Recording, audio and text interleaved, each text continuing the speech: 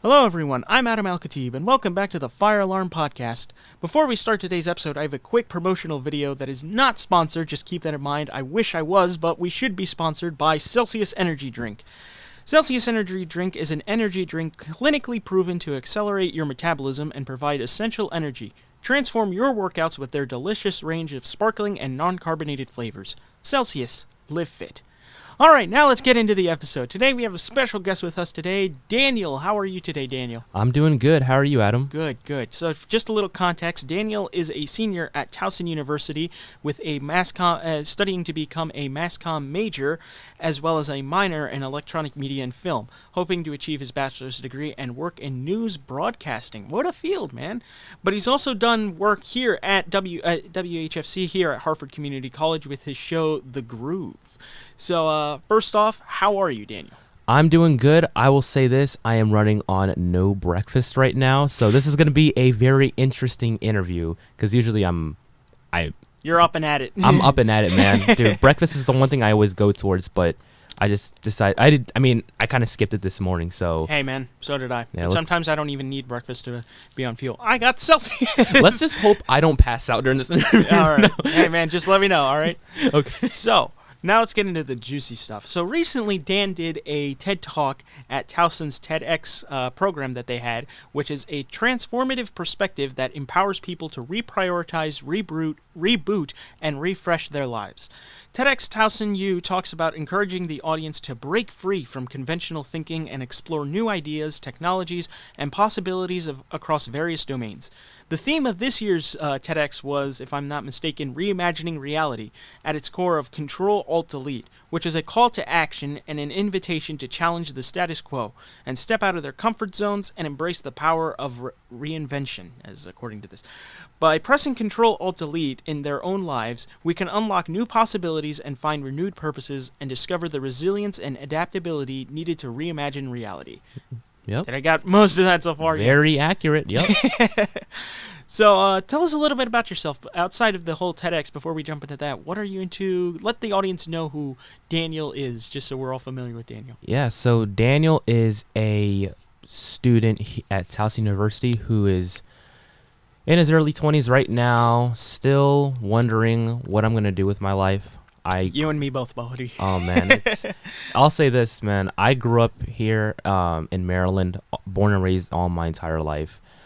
Grew up first gen, had parents who were immigrants, had a very unique upbringing because with my upbringing, and I explain this a lot in my TED Talk, where, you know, my father, when I was like 9 years old, he was dying at the time, and my mother, she needed help with studying for her United States citizenship test. At the age of 9 years old, I stepped up and I had to help them out.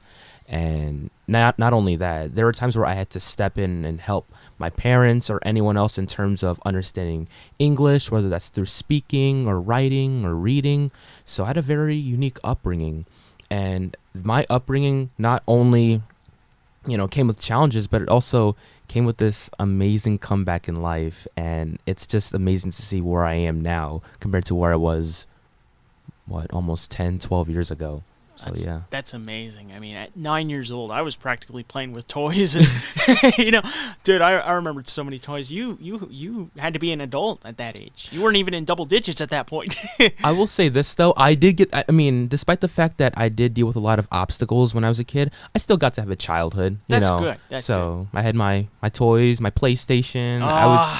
PlayStation. I still got to go outside, have fun with my friends, but you know, there were times here and there where I had to kind of put that aside and help out my family with anything that they need. And you know, despite the fact that I had to deal with a lot of challenges, I am grateful for the challenges that I've overcame because it made me the person that I am today. So I'm grateful for that. Awesome. But well said, honestly. I've known you for almost 2-ish years or so. Yeah. And you just bring such a comforting vibe wherever you go, man. And I'm just speaking this in a nice way because genuinely you care about people and people can see great things from you. And seeing this TED Talk that I was very fortunate to be a part of really made me understand that this guy is something else, honestly. Real quick, where could people check you out just before we jump into the juicy stuff? No problem. So Give a quick social media Yeah. bio, I guess. So just a quick plug. If you want to find me on Instagram, it is at @officialreal.Dan. Twitter, officialrealdan. And I think that's about it from my end. Yeah. So Instagram and Twitter, that's the best way to contact me if you ever want to get to know a little bit about me. Awesome. All right, now that we've gotten a chance to get to know you, I guess the real important stuff is about the TED Talk and how that really shaped your life, I guess, and how it really changed you. So, real quick, just give me some insight. What was the process that you had to go through to get onto the TED Talk? Okay, so during the second week of the semester at Towson University, Towson was promoting their TED Talk event on all their TV screens. It said, TED Talk, you want to be a part of a TED Talk? You want to speak? Here's the date, September the 11th. Turn your application in. I'm like, okay. So I decided to spend the night before, which was the 10th, writing my application, getting it all done, and I literally submitted all of it within like 5 minutes before the deadline. Wow. Yeah. So the thing is, I'm 21 now. I'm still bad at procrastination. Need to, me and you both, buddy. Me and you both. Yeah. Now I'm kind of scared about the workforce. I don't know how they're gonna do with that. But I submitted it. They got back to me. I submitted it on a Monday. They got back to me the following Friday, and it said, "Congrats, TEDx Towson U speaker." And I'm like, "What?" And then it says, "Hey, you are selected to be a TED Talk speaker for this year's Control Alt Delete event." I'm like, "Look, I know I applied and everything, but I didn't expect to get in. Growing up, I was the kind of person that never got accepted into things, and I never expected anything like this." And they informed me that 100 people applied, but only 6 people got selected. And you were one of the 6? And I was one of the 6. Wow. It's insane. That's better than winning the lottery, in my opinion. I mean, I can't disagree with you on that. I will say that. Yeah. But it was having that chance to be selected into something like that. I would have never expected that. If you were to tell me this year, just this past January, that I was going to be doing a TED Talk, I would have said that you are out of your mind. Hey, I mean, that's how life works. You never know what the future holds. Absolutely. And I think the beauty of life is just the longer you keep going and the more work you put into yourself and to your career and whatnot, changes happen. And you wouldn't expect it. Like, imagine telling 10-year-old me I'm going to be on stage and, doing this awesome speech about whatever. Dude. He would have lost his mind. Yeah, which brings me into the next question that I have. What was your speech even about? Like, I was there and I know what it was about, but explain to our audience, like, what do you think? What was the TED Talk that you gave about? No problem. So my whole speech revolved around overcoming pressure as a first-generation U.S.-born citizen. My TED Talk started with me talking about the obstacles that I dealt with as a kid, specifically having to, at one point, just deal with the fact that I was going to lose my dad. Luckily, my dad's still here, but, when I was 9, my dad was dying. And then my mom, she was having a hard time as well because she needed help with everything in the house. And I had to step up at 9 years old. And throughout my TED Talk, I also mentioned how I almost repeated the 5th grade. I almost repeated the 5th grade. And the thing about that story is, from an academic, lens perspective. Standpoint, yeah. My grades were considered fine for my school. Like, Dan, I know you got C's and D's, but you can go to middle school. My dad did not like that. My dad was not satisfied with my grades because I was not doing well in school. And he wanted me to repeat the 5th grade. And as an 11-year-old, I begged him no several times. And my dad, he was like, no, Dan, you got to repeat. Like, he wanted me to repeat because my dad almost died 2 years before. He told me he wanted me to repeat the 5th grade, and he didn't want me to. He was just worried about me. You know what I mean? Yeah. And he wants the best for you. Absolutely. And sometimes when parents want the best of their child, they tend to think the most impossible task. Yeah. But they don't. Sometimes it's hard for parents to realize that we're just kids. Mm-hmm. We're just trying to figure out who we are and we're placing in the world. No, I understand, and it's just with my dad. My dad had a very difficult upbringing. My dad is just one of the strongest people I've ever met in my entire life, and he's just one of the best for me. So he wanted me to repeat the 5th grade because he knows I can do much better in terms of my grades. And what happened was the summer of the summer before I started middle school, he had a conference with my teacher, and he told my teacher, like, hey, I want my son to repeat. My teacher, who was very close to my family, stepped up and said, look, I know you care about your son, but just let him go to the 6th grade. And my dad came home. He went up to me and he said, son, you're going to the 6th grade. Awesome. And I'm like, oh my gosh. I don't know what happened in that conference, because I was home when they had their conference, but I was like, thank you. Because I was pacing back and forth in my room. I was scared out of my mind. And I concluded my TED Talk with about, I went through a lot during the COVID-19 pandemic. I'm sure, yeah. I'm sure you did, yeah. It was my lowest point. I just didn't know how to get through life. I was just fresh out of high school. And during that time, I started to get involved in religion, Christianity, and then I decided to try Christianity, and it has miraculously changed my life. And I am here today as of December the 8th, 2023. Yeah. It's crazy. Yeah, it's that's amazing. Sick, man. But that's just a little bit about my TED Talk. But yeah. Yeah, that was a nice summary. And I think really when you were there, you had such confidence in what you were trying to say, and you were trying to really inspire people to, quote, do your best. But it's also a matter of really, I know that sounds really corny, but the point is that you really spoke with such high confidence in your TED Talk that I think it allowed not just me, but the whole audience to understand that life is a matter of not only just issues and pressure and all that, it's more so just finding a connection within your inner self. And I think I really got that message, really, of really that doing your best is not a matter of doing it right or doing it perfect. It's a matter of doing what is applicable and possible and learning from what you could and could not do. Mm-hmm. And taking it with you, because at the end of the day, we're not going to be able to do everything in life that we want to or not want to. It's just a matter of doing what's best. Absolutely. You're spot on. Thanks. All right. So now that we have a nice introduction of your TED Talk, I want to know something personal. How did you prepare beforehand? What was the process of like getting up there and getting on stage and speaking right now? Oh boy, we're about to get into the nitty gritty. Yep. Okay. This is going to be great. Quick second. Drink Celsius, everybody. Oh my gosh. The process was just, whew. So this is how it all began. After I got selected to be a speaker, me and 6 other speakers got pulled into a room, and our director, she gave us like the whole 9. She said like, hey, I want you guys to have your outline written by this date, speech by this date. And I'm like, oh boy, what am I getting myself into? Because at that time I was getting so busy with life, with being a college student, working on my college's newspaper publication. I was wearing so many different hats, and getting all that stuff done, the outline, the script, that was not easy.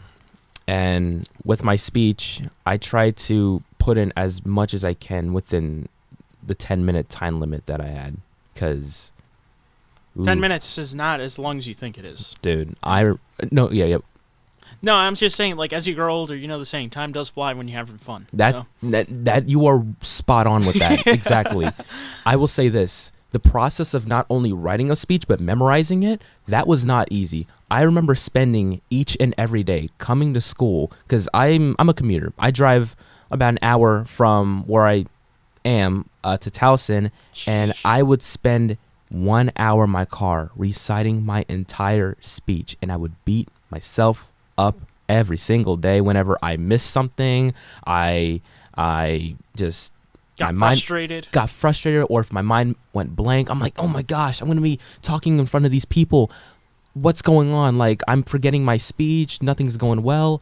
And I'll never forget the day of the TED Talk. I was having a little bit of an issue with my earpiece that was hooked onto my earpiece. I was hooked onto my ear because it could have not totally almost fell off of my ear during my speech, which I'm so glad that did not happen. But memorizing a speech, going to my peer mentor once every week to memorize and get practice, that was the process is a lot. It's a lot, but I am so grateful for just not only the process of conducting a speech, but the speech itself, because it has also helped me improve with my public speaking skills. Because growing up, oh man, Oh man, dude, growing up, I was one of those introverted kids. I was the kid. Me and you both, buddy. Yeah. Me and you both. It's like, as a kid, I remember just being in like elementary school, and like whenever a teacher would ask us a question, I'd be the last person to raise my hand. And Let me guess, were you like the last person to be picked on for PE like Dude. teams? oh my gosh, you're describing my childhood very well, That was me. That was me in like middle and high school, you know. dude. It was bad. Yeah. Honestly, I'll just say this. Introversion is a thing that we all assume that we have. Mm-hmm. And to be fair, yes, we have some introverted capability. I mean, I was that guy in ninth grade. I had one lunch period where I had like none of my friends during the lunch period, and it was just me sitting alone. And you know, thankfully, I had one guy. I won't name him, but he was so nice. He took time to just leave his friends and just sit with me and just talk. And you know, once you get older, you realize that it's not really introversion. It's more so just antisocial traits and behavior. Because I've known you now, and you love to talk. You love to be expressive. Sometimes you ramble on that you lose yourself. And I'm like, Dad, just take a breath, man. But like, no, I think the beauty of like growing up and, you know, wanting to be expressive is that it comes so easy. You know, we live in a time where we're in the fear of being judged. But when you grow up, you realize that the people that you feel like will judge you, they'll probably think about it for like a second and then just move on with their lives, because everybody's got their own lives to attend to. You just do your best. No pun intended. Sorry, I'm just gonna keep saying that. And No, it's all good. yeah. I will say this, regarding what you just said, that also was something that affected me growing up. I was so scared of being judged by other people. I remember being in elementary school, middle school. I went to a very difficult middle school, and you know, it was a middle school where anybody could get bullied, and you know, that was a very difficult time, because the thing is with people, you know, 12, 13-year-olds, they can be very harsh on You're telling me.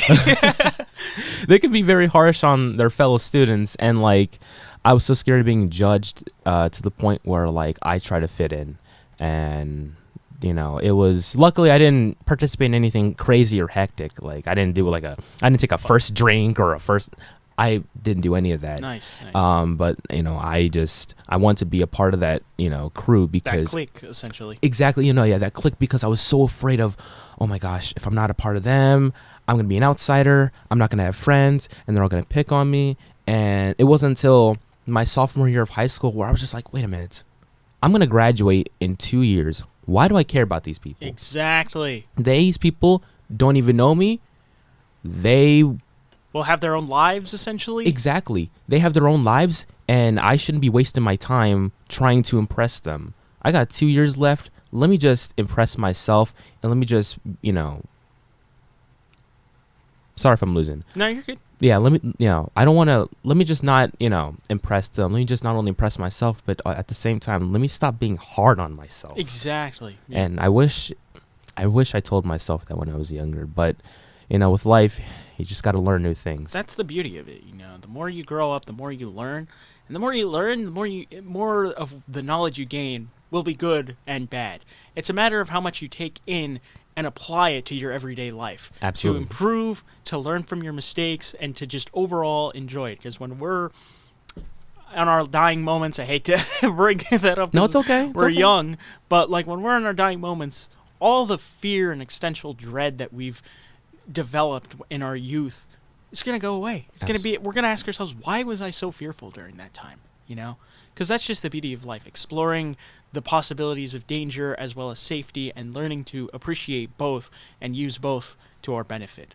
So, yeah, I mean, hey, man, it's great. I think that's the beauty of college, though. Like, when I got into college, I was, you know, around people within the same major, and it was so easy to connect. And that's the beauty of, like, growing up, is, like, when you have a purpose and have a drive to do something. And then that's why I think like the number one way to get out of depression is to get a job, because that way you get up in the morning and you're committed to doing something, even if you don't like the job beforehand or firsthand. It just allows you to take responsibility, and when you have responsibility, all that fear goes away. I'm glad you're mentioning this, because when it comes to depression, I said this before, but when the COVID-19 pandemic hit, that was the lowest point of my life. Dude, you're telling me. Because, oh my gosh, because I graduated from the class of 2020, right? Right. Our transition from going to high school, from leaving high school to college was just it happened just like that. Yeah. Friends are gone. What's going on? Now you're inside you're inside your house 24/7. What's going on? And it's just, it drives you crazy. Now you're just this college student, and it's just, I just had a hard time navigating through life because I remember starting my first semester of college, fall of 2020, and I remember being in these Zoom Teams calls, and I'm like, dude, what is going on, man? Like, my life was just not in a good place. And I'll say this, you mentioned that, the best way to kind of get rid of your depression Escape depression, essentially. Escape depression is to get a job. That's what happened to me. That's it. Yeah, I think the reason I said that is I don't want to take credit for this, but I saw a video. Jordan Peterson, the Canadian psychologist. Bits and pieces, yeah. Yeah, he did an episode about depression, and he literally said the first thing you have to do is get a job. And while you think the idea of like manual labor sucks and all that, think about it.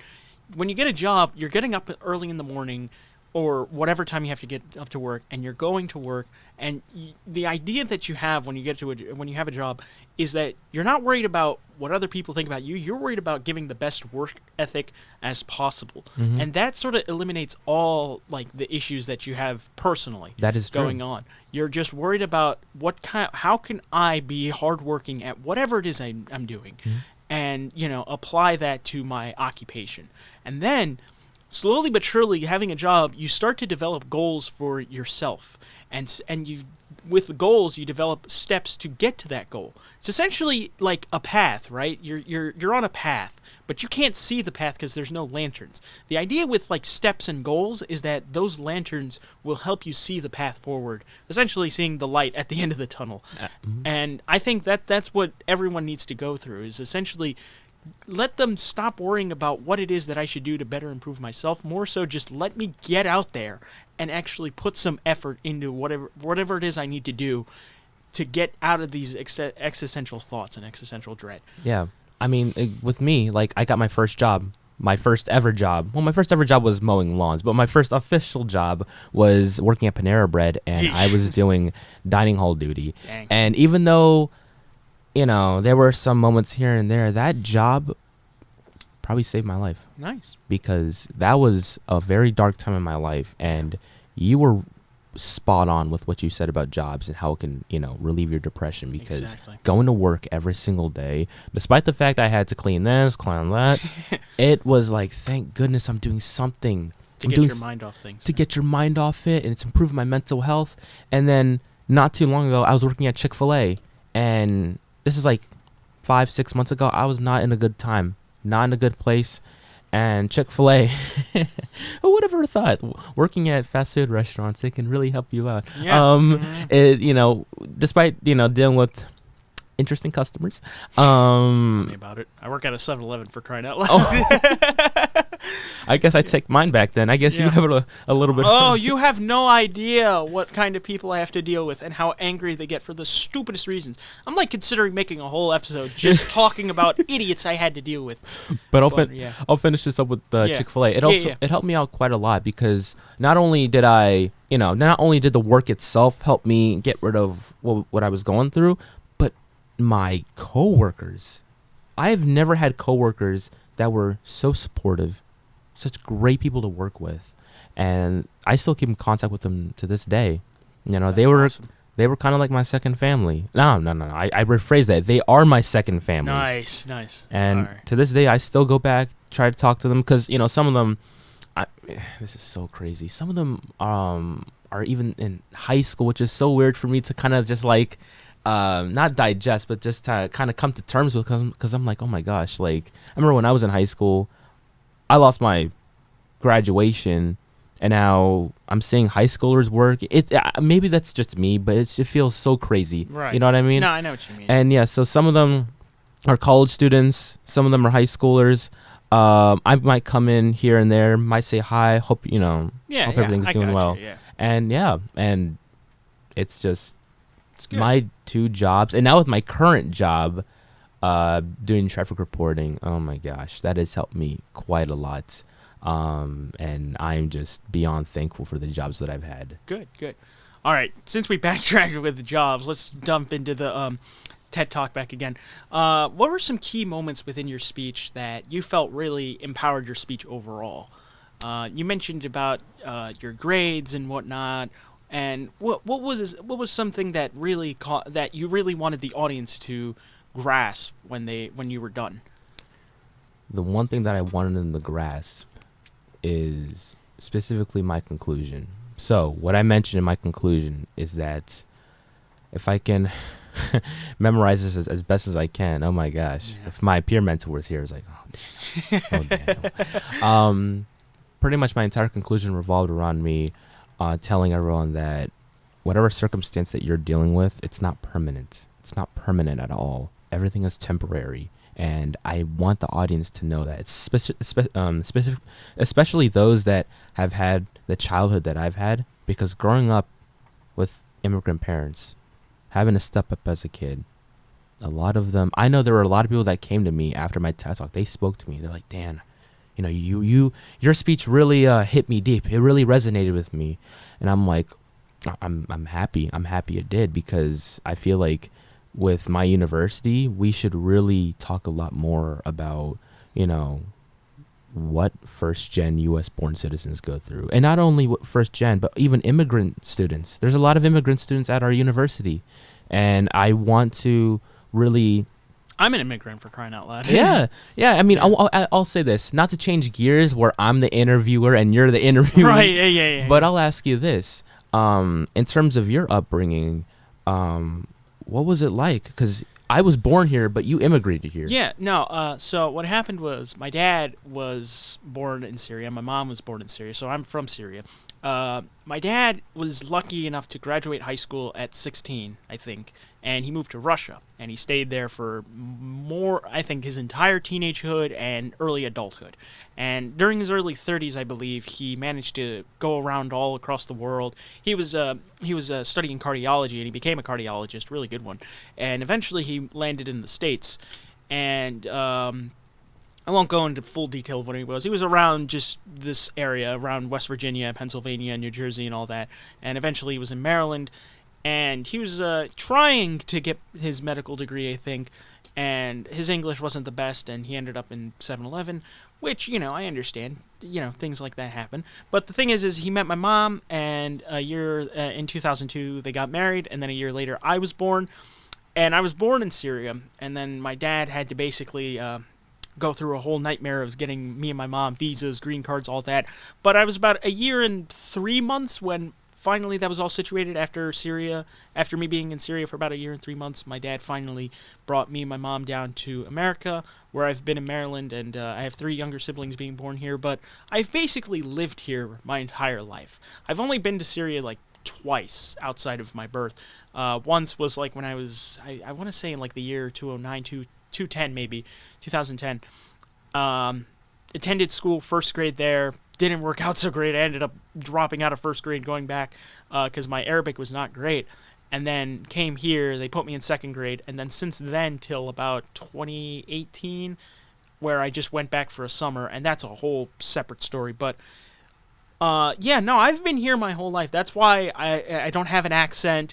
I'm technically classified as white, so when people don't see me as Middle Eastern or Arab until I tell them or start speaking Arabic, and then they're like, "Whoa!" I remember being a kid, and people would say, like, "Daniel, are you Indian?" I'm like, "No, I'm not Indian." And I would have friends of mine who I would have friends of mine, you know, that would play on like, you know, PlayStation or Xbox, and they was like, "Daniel, you sound very white." I'm like, "What?" I mean, okay. I can say I'm fully Ethiopian, you know, not white, but yeah, okay.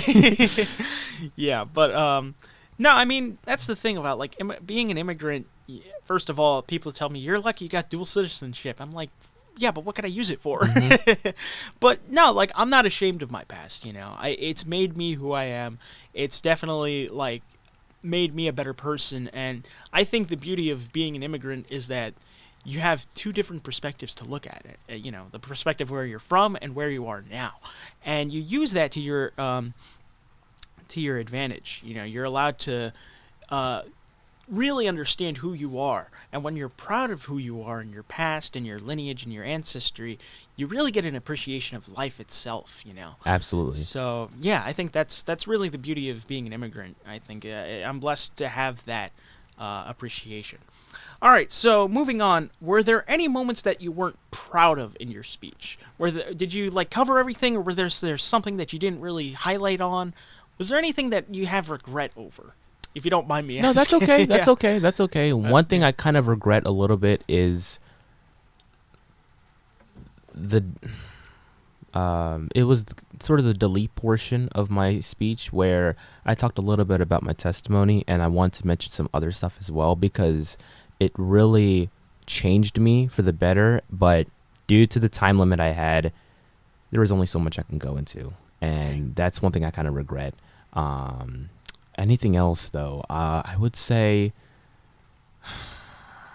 maybe I wish I got to mention a little bit more about middle school, because with middle school, not only was I able to make that 180 with my life, but I wish I can go more into it because there was a lot more to dive in. Because not only did I get a 3.4, I got a 4.0 at one point. Wow. And GPA? GPA. Wow, that's insane. Yeah, I remember just like going up to my dad, like, Dad, I got a 4.0. He's like, son, you want to go to Chick-fil-A? I'm like, you bet I do. Oh, that's sick. That's how we used to celebrate growing up. That's like, you know, sick. But yeah, there were some things I wish I got to, you know, put into my speech. But at the end of the day, I'm still proud of what I still, you know, got to put in. That's good. That's good. And I guess my final question for you today, just to close things off, what were the results of your speech that you felt, and how was the audience's reaction? You surely got to talk to some of the, including me, to some of the people. How did it feel when it was all over? I was like, oh my gosh, I will never have to memorize a 10-minute speech again. No. No, you'll probably have to. Oh no. You never know what life brings to you, but Oh man. No, but in all seriousness, in terms of just the results, the aftermath, I was like, oh my gosh, I can't believe I did something like this. I remember being in high school, people would be doing TED Talk presentations, like, me, TED Talk, that would never happen. That would never click. that would never click, that would never coexist. And now people are coming up to me, like, Daniel, your speech, it really resonated with me, it connected with me. And I'm like, me? Yeah, you, Dan. I'm like, because I don't know, I was the shy kid growing up. I mean, I don't want to sound like a broken record repeating this again, but anytime a teacher asked a question, I would never raise my hand. Anytime people would be, I actually got a little quick story time about this. I remember being in pre-K, and I was the only kid that no one ever, like, picked on in terms of, like, you know, group work. And I remember being, oh man, I still remember this to this day. I was 4 years old. I remember, and I'm not trying to get too sidetracked, but I remember being in recess, and people would be playing, you know, swing sets, slides, you know, all of this stuff. All that, yeah. And I remember being like the only kid wearing a hoodie, putting my hands in my hoodie, and just like sitting on the ground in the cold weather. We're talking like October, like winter, Like this time of year almost. yeah, like winter. Yeah, yes. Oh my gosh, yeah, Yeah. this time, like this Yeah. weather. Yeah, we're talking like winter, like December, January kind of thing. yeah, dude. It was Yeah. brutal. No, and, me and you both, buddy. Me and you. and it's just like the fact that people really came up to me and they really liked my story. I was just like, oh my gosh, I didn't realize that I can make this kind of impact on people. And I kid you not, last week somebody went up to me and they're like, hey, I liked your TED Talk speech. And I was just walking the campus and I'm like, this is interesting. You're talking to me? You're talking to me. So that's just I guess for now, I mean, I'll just enjoy my 15 minutes of fame. But no, in all seriousness, it was an awesome experience. I'm glad I got to really connect with the audience, and hopefully if I have the strength to memorize a 10-minute speech again, I will do this sometime down the line, because this was awesome. That was well said. Well said. Well, I thank you so much for being here. I really was intrigued by everything you've had to say. Is there any last-minute thoughts, any last-minute quotes, a yelp that you want to give out? Just Absolutely. Yeah. So this is what I would say. To anyone that is going through anything right now, know this from my experience, that Your issues, your circumstances, they are not permanent whatsoever. Always remember that there is a light at the end of the tunnel. And no matter what, always do your best times two. And my TED Talk will be coming out on YouTube very soon. Yeah, so. I was about to ask. It's going to be on YouTube, right? Yep, YouTube. Okay. I'll be sure to leave a link in the description whenever it gets available. I just figured, we've been trying to do this for over weeks now, and finally this has been the time. But yeah, I'll be sure to leave the TED Talk for my viewers to see. But thank you, honestly. It's been a pleasure. Sorry, having you here. Yeah. Absolutely. I appreciate you giving me this platform to talk about my TED Talk. I really do appreciate that, Adam. Yeah, thank you. For sure, man. Yeah. So thank you all for watching. Be sure to subscribe to the channel and like the video, as well as follow me on Instagram at Adam Redfire, and be sure to follow Dan at his Twitter and his Instagram. I'll also leave those in the link in the description. I hope that this isn't the last time we hear from you. I hope that wherever you are in life, we get back into this room, or maybe not this room, but just in this environment, this podcast environment, and just go on for hours talking, Yeah, I'm down for that. All right. Thank you all for watching. Have a nice one. This is Adam Al-Khatib signing off.